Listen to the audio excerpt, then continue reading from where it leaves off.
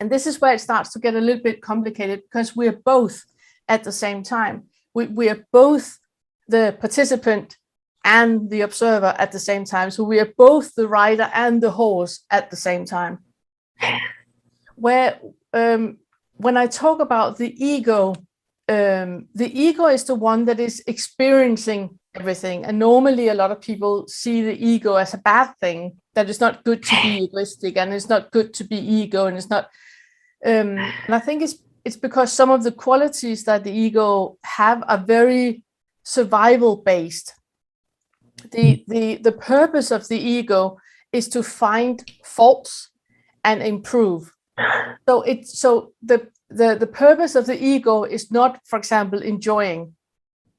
The purpose of the ego is to strive towards enjoying, but it never enjoys, which means that we experience a craving for something. You know that you're really, really looking forward to finishing to getting into university. And then when you get into university, you're really looking forward to the first exams are done. And then you're really looking forward to you get your final diploma. And then you're really looking forward to getting the first job. And then and it's like that all the time. Because the ego is not about achieving. It's about striving. It's about craving for something, wanting more. And it's also why we see that completely bizarre thing with super rich people, that people that have like billions and billions, it's like it never ends. Then they build a bigger house and want more cars, and now they want to control space. I mean, it's like it's because the ego never ever has enough. It just keeps expanding. Where the only billionaire that, if I should say somebody that is thinking about us, thinking about humanity, it's not. I think it's Elon Musk. The rest of them are very much about self-serving, about how they can get more, how they can achieve more, how they can enjoy more, and that's ego. And the problem with it is that the ego never gets what it wants, because it's not its job to enjoy. So in many ways, the ego is kind of like a cul-de-sac or a blind alley that you get down from, and you can never get anywhere.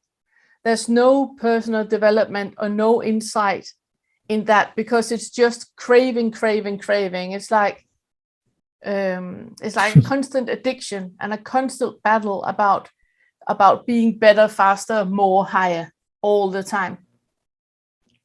And I also want to say before I finish about the ego that there are specific hormones that are connected with the ego.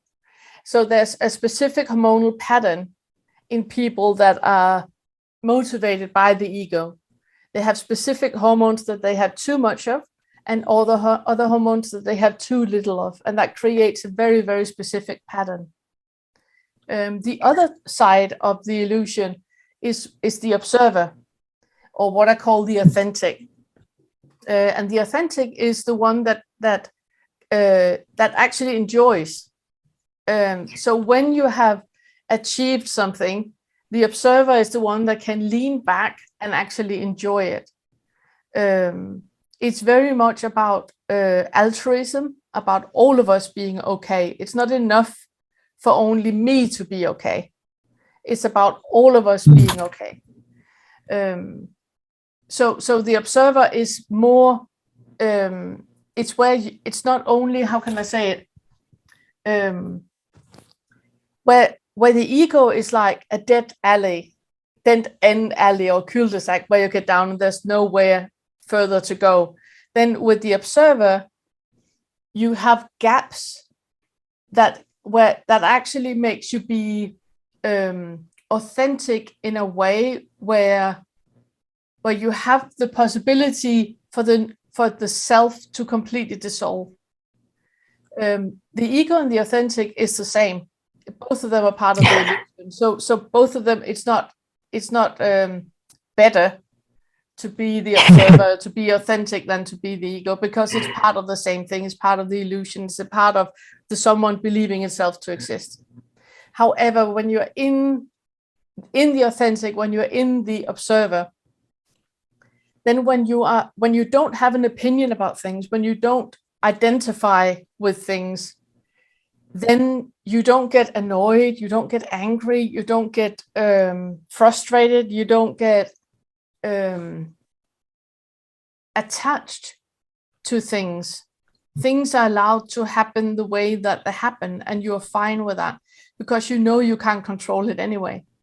The ego is of the illusion that it can actually control things and control life. The observer is observing, like an anthropologist, just observing, and knows that nothing can be controlled. We can't control life. That yes, you can green juice all you want, but you might still be hit by a bus. It's not you can't control life in any way.